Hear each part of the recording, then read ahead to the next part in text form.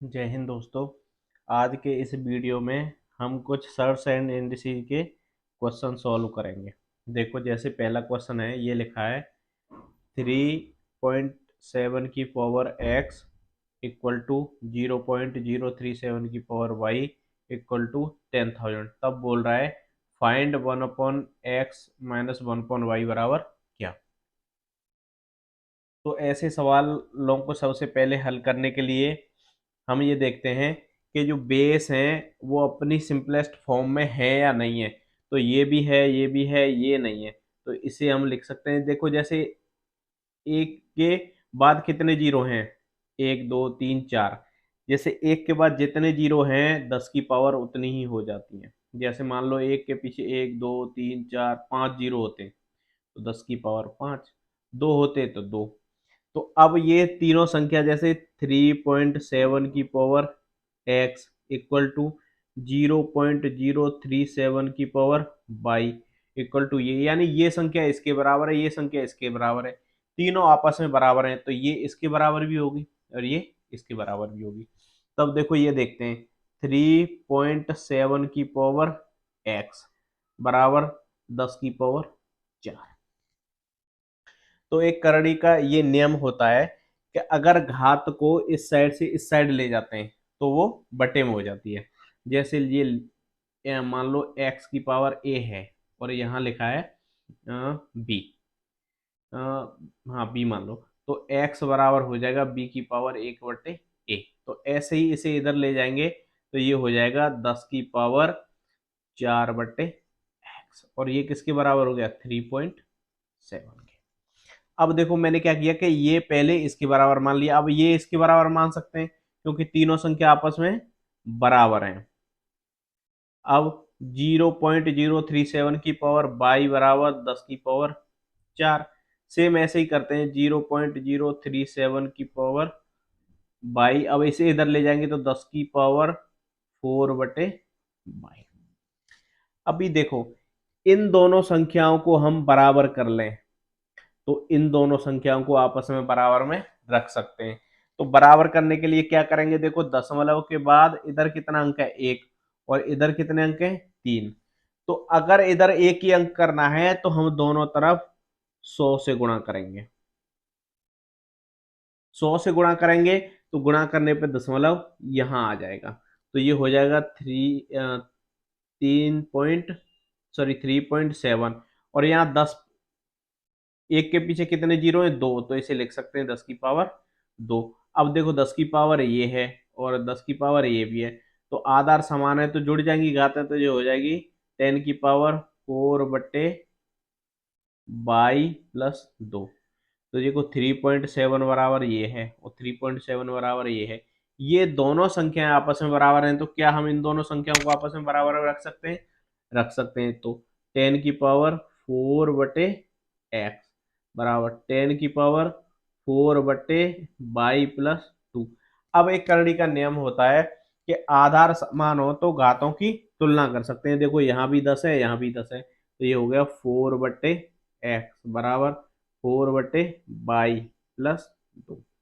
अब 4/x, by को इधर, इस संख्या को इधर ले आएंगे तो 4/बाई बराबर दो। अब इस दो चार को कॉमन लेके इधर भेज दो तो ये हो गया 1/2। तो x/बाई बराबर 1/2।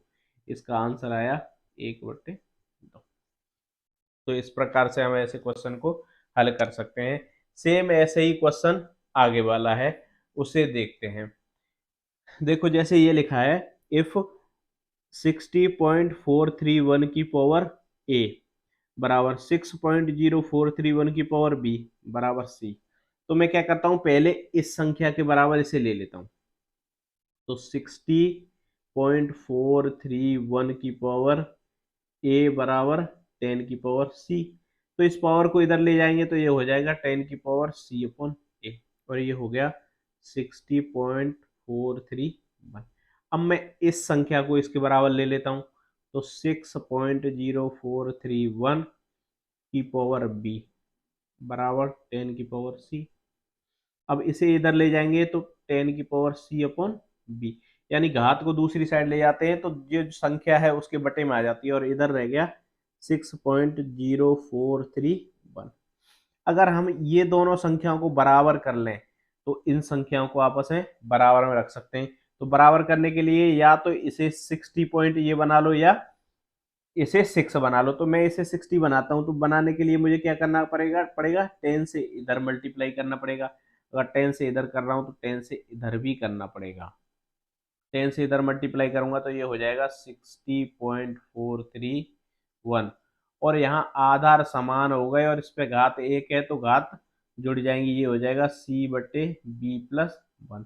अब ये संख्या और ये संख्या आपस में बराबर है, तो क्या मैं इन दोनों संख्याओं को आपस में बराबर में रख सकता हूं? तो अब हो गया ये 10⁻c/a बराबर 10⁻c/b+1। अब यहाँ आधार समान है तो घातों की तुलना हो जाएगी। c/a बराबर c/b+1। अब मैं इसे इधर ले आता हूँ, c/a, इस संख्या को इधर लाऊंगा तो c/b बराबर 1 रहेगा। अब क्या करना है, इसमें से c कॉमन लेके इधर भेज दो तो ये हो जाएगा 1/a माइनस 1/b बराबर 1/c। तो 1/a माइनस 1/b बराबर हो गया 1/c। ये पहला क्वेश्चन आंसर आपका सही है। तो आपकी समझ में आया होगा। जैसे ये लिखा है 4 = 5 की पावर a, फिर 5 = 6 की पावर b, फिर 6 = 7 की पावर c, फिर 7 = 8 की पावर d। तब वो कह रहा है a b c d बराबर कौन सा ऑप्शन होगा। तो ऐसे सवालों को करने के लिए पीछे से करना, सवाल को पीछे से करना शुरू करते हैं। जैसे मान लो ये लिखा है 6 और 7 की पावर c। अब देखो यहाँ 7 का मान क्या है, तो देखो 7 बराबर है 8 की पावर d। 7 बराबर क्या है 8 की पावर d, मैंने 7 की जगह 8 की पावर d लिख दी, और इसकी पावर क्या है c। अब देखो ये हो गया 8 और पावर पावर है तो क्या हो गया dc। और अब देखो ये किसके बराबर है 6 के, तो 5 बराबर क्या है 6 की पावर b। तो मैं क्या 6 की जगह ये संख्या लिख सकता हूं, तो 8dc की पावर b, ये 5 के बराबर है। अगर मुझे 4 के बराबर करना है, 4 के बराबर क्या है 5 की पावर a, और लेकिन 5 का मान क्या है ये पूरी संख्या, तो 8 बी सी डी और उसकी पावर भी a है, तो ये हो गया 8 की पावर ABCD। ये किसके बराबर है 4 के।